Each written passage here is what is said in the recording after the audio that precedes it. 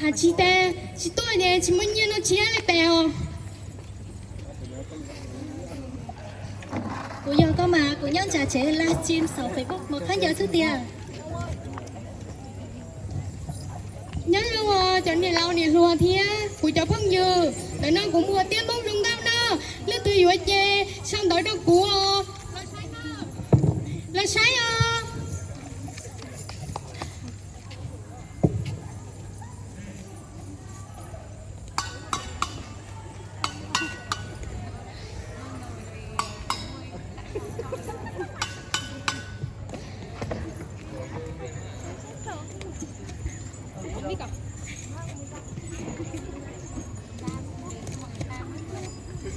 Hải trong sau đời đó, sông no, sông chết chẳng trong Hà Nội, mà cứ sĩ tư du chi, giờ ly, nên cho mua tuấn sài lùa, cho tôi cũng sông bê, bê cho một sĩ tư nhớ trong chẳng trong Hà Nội đó.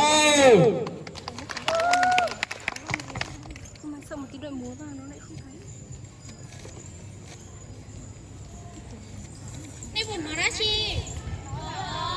Lên biết cả chi một sông bê sức mà.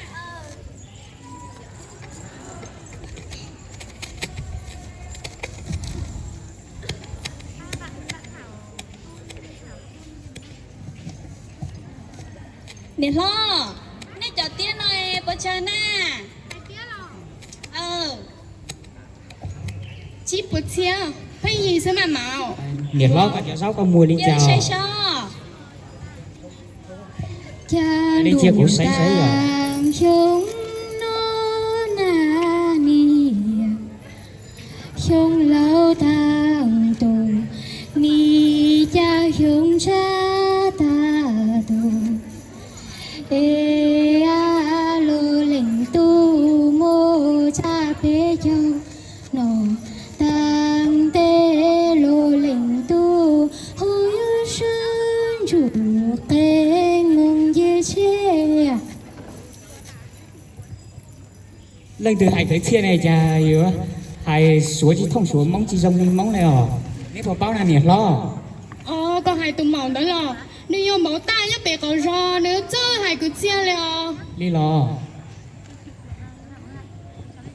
Nè lâu hai tia rất sao hai cứ chia nói ta chỉ mà chả hai tu chuyện cả chia li有嘛，还七七包里，得了木车。 nhiệt lo giờ lấy củ yếu có nó nữa Yo mà sai tờ chỉ bữa lên. Các bạn, chúng mình yo ye tư lý để em trẻ. Tại á.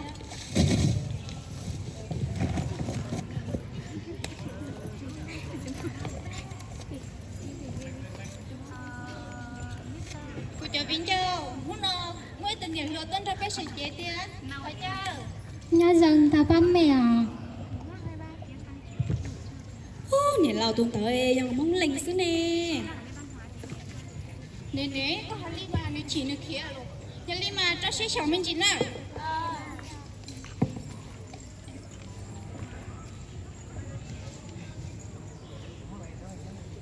Chú nên à. Chà, xả tao ý kiến rồi xả chỉ tao li. Chỉ mới tìm ra biết xả li thế à. Nè lâu, nuôi của bảo màu tăng nà, chứ chứ hay của chia tía chứ tôi chẳng chế ho. Xì liều có muốn là hay của chị báo đi nè. Hay đã chỉ đi con na, chị báo là bên mà chị sống mà. Ta chỉ mà nuôi của thuần nó liên tạo về trả nâng họ, nên chỉ cần đâu biết chẳng chế nè. Xong hay đã chuyện đâu, cả chín đầu của một họ chỉ một tăng thôi mà.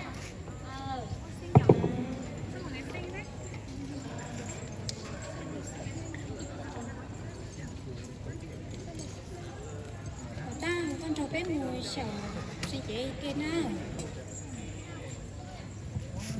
mà tăng giờ nuôi của ta hai tin đã cho có lời lo có cho xài đi chạy có lần nào bé sừng chè à dọ có lo bé bạn sẽ cờ xí sầu đó Ô lê làm à?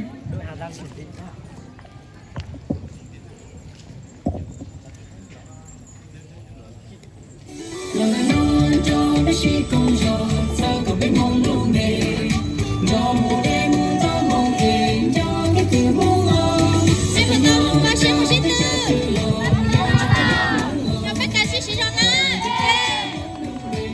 hấp dẫn.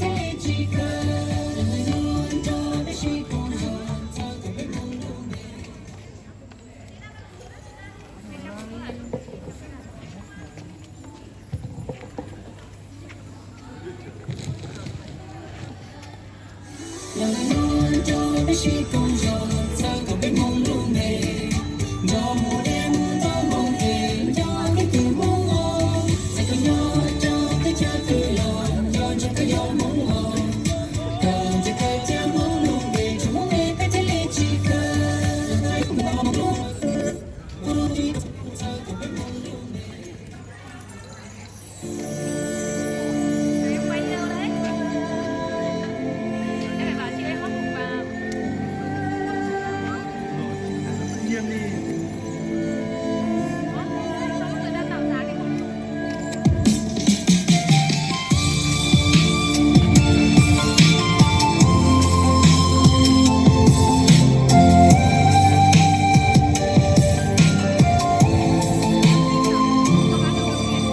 Nghe lần mùa mong sao nghe nhỏ khó tư tôi nhỏ lúc gió sang từ từ lo dù dọa lánh mùa mong rồng gao và nông nên bỏ thầu mùa tù của cả pu ít tụ của bỏ xe cha yêu sông có hoa loa vì na giờ sa tư lan chia chỉ thua lấy mùa mong gao lấy mùa mùa lệ từ lo trong có sự ý tu từ lo trong có bị hoa cũ nhà lấy mùa mùa dài lấy mùa mùa đồ từ lo cho yêu trong gì tu lấy từ lo sao cho nó cũ mùa.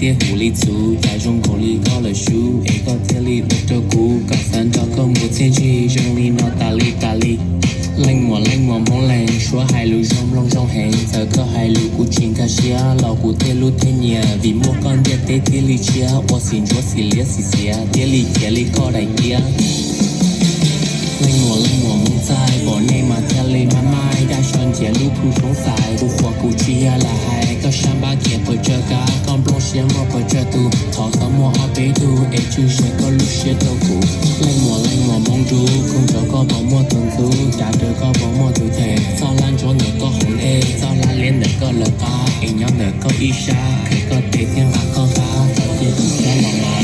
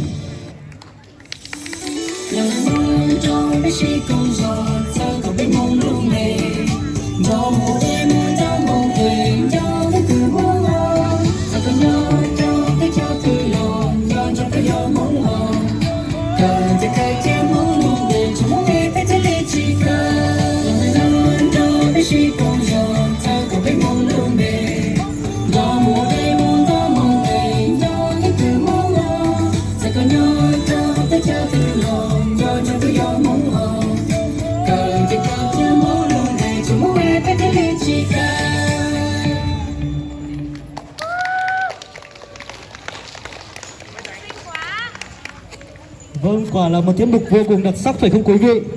Và xin một tràng pháo tay thật lớn cho quý vị được không ạ?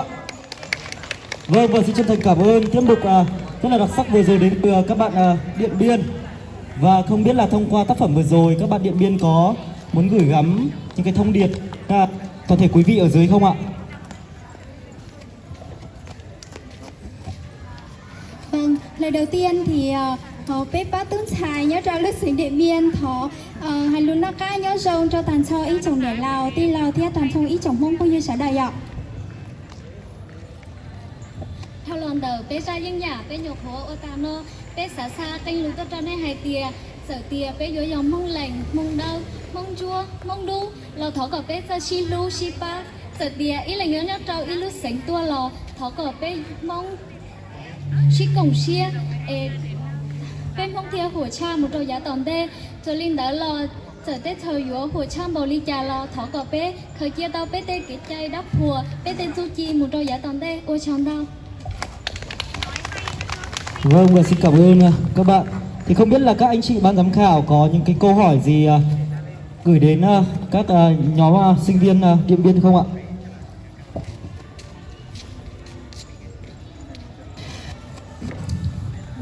Xin cảm ơn các bạn rất là nhiều. Qua tiết mục thì mình thấy cũng rất là có một chút lỗi thôi, nhưng mà các bạn cũng xử lý khá là tốt. Mình cũng không có câu hỏi gì. Cũng xin, nếu là tiết mục này được vào trong thì cũng xin chúc các bạn cố gắng tập nhiều hơn nữa, đừng căng thẳng nữa, cười nhiều lên, tự tin lên. Đó, chúc các bạn làm. Cảm ơn ạ. Mình cũng xin có một chút góp ý cho mọi người thế này. Thứ nhất là lời khen trước đã. Mình thấy là các bạn múa ấy, trang phục rất là đồng đều, rất là đẹp và động tác cũng rất là đều, rất là uyển chuyển, rất là giỏi luôn. Còn một cái là cái nội dung của vở kịch ấy thì không biết là do mình không để ý hay là do thế nào nữa, nhưng mà mình cảm thấy là cái phần ban đầu là các bạn có đăng ký thi thi Tết Mông xuống phố đúng không?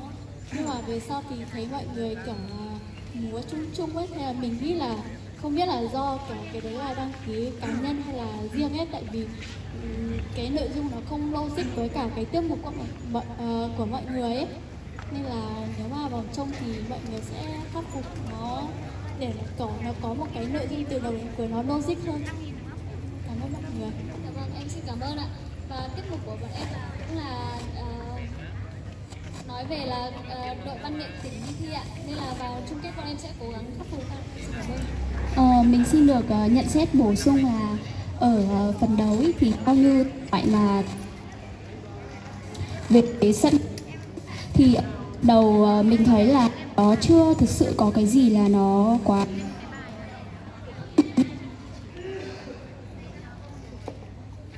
cái một là các bạn đã sửa lại một kịch bản ở phần đầu làm sao để cho nó thu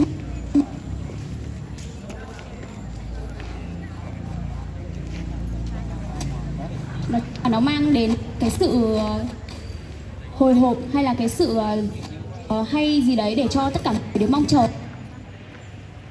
Mình xin cảm ơn ạ. Vâng, và xin cảm ơn tiết mục của đội Điện Biên. Và tiếp theo chương trình xin mời quý vị. Xin cảm ơn các bạn rất nhiều. Và tiếp theo chương trình xin mời quý vị hãy cùng đến với tiết mục đến từ đội Hà Giang mang tên Tên Mông To Xưa.